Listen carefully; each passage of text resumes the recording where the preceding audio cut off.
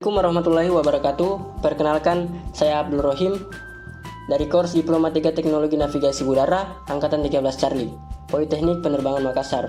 Pada kesempatan kali ini saya akan menjelaskan mengenai salah satu peralatan surveillance yang ada di bandara, yaitu ADS-B atau Automatic Dependent Surveillance Broadcast. Sebelum itu kita perlu ketahui bersama apa sih itu navigasi penerbangan.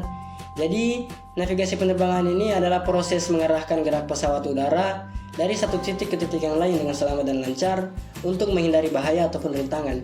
Jadi di dalam sistem surveillance atau pengamatan, ADS-B ini merupakan salah satu peralatan surveillance, yang mana ADS-B ini bukan satu-satunya peralatan surveillance yang ada di bandara. Ada 5 hal yang akan saya jelaskan pada kesempatan kali ini, yaitu mengenai pengertian dari ADS-B, prinsip kerja, gambar, serta apa sih ATC Automation System dan juga apa itu Asterix. Perlu kita ketahui bersama apa sih itu ATC Automation System.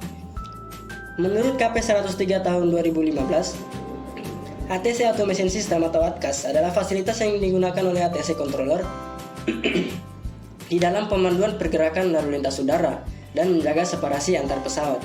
Jadi sistem ini berfungsi untuk mengolah data radar, mengolah data flight plan, memprediksi posisi pesawat, memberikan peringatan, memberikan informasi cuaca, dan juga merekam tindakan ATC dan koordinasi antara unit air traffic service.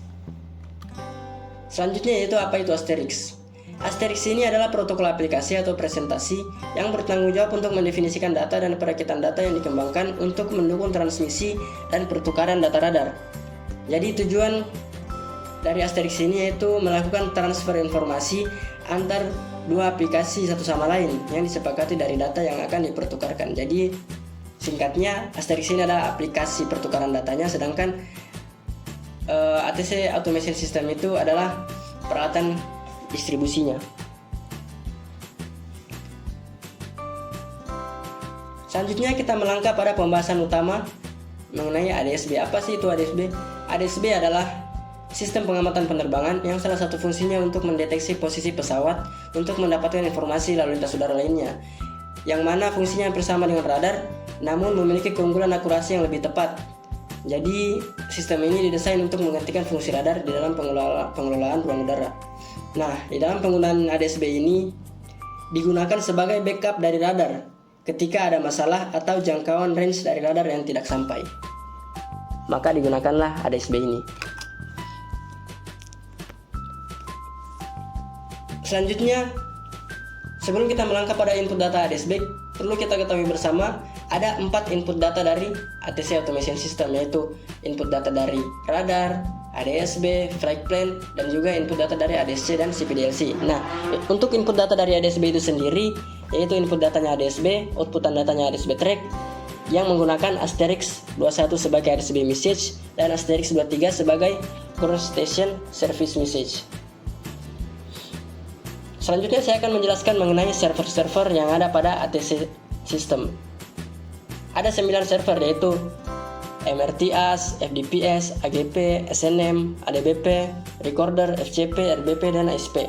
Nah, untuk data radar itu sendiri akan masuk ke server ADBP yang fungsinya untuk mengolah data ADS-B dan menghasilkan ADS-B track dengan simbol silang. Adapun tampilan pada CWP seperti pada gambar berikut. Bisa kita lihat pada gambar ini ada simbol silang. Jadi ini adalah data radar. Selanjutnya yaitu saya akan menjelaskan mengenai how ADS-B work atau bagaimana sih ADS-B ini bekerja.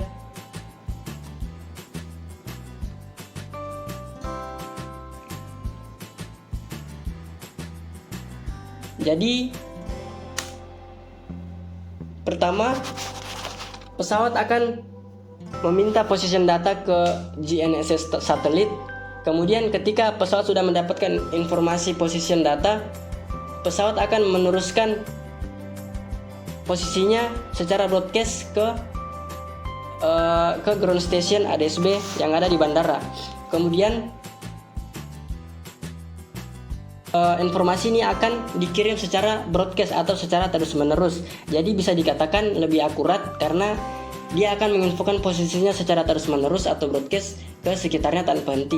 Jadi pesawat ini akan selain mengirimkan position data ke ground station, dia juga akan mengirimkan position data ke pesawat sekitarnya.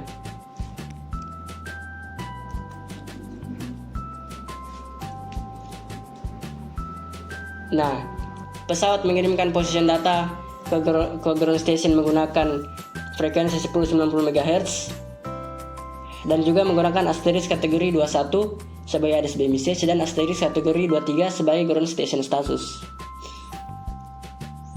Selanjutnya itu flow radar dari ADS-B. Pertama, ground station ADS-B site menerima broadcast dari pesawat, kemudian akan diteruskan dan diterima oleh VSAT-MATS sebagai receiver ADS-B data dari ground station site. Kemudian akan diteruskan ke router ADS-B lintas ARTA yang berfungsi sebagai filter dan security data. Kemudian akan masuk ke switch ADS-B lintas ARTA yang berfungsi membagi input ADS-B data ke beberapa output. Kemudian akan masuk ke router ADB sebagai filter IP untuk multicast ADS-B menjadi unicast per ground station. Kemudian akan masuk ke server ADBP yang berfungsi mengolah data ADS-B dan menghasilkan ADS-B track dengan simbol X atau dengan simbol silang seperti pada gambar tadi. Nah, bisa kita lihat pada tampilan CWP ada simbol silang. Nah, ini adalah data dari ADS-B. Baik, terima kasih atas perhatiannya. Saya ucapkan terima kasih.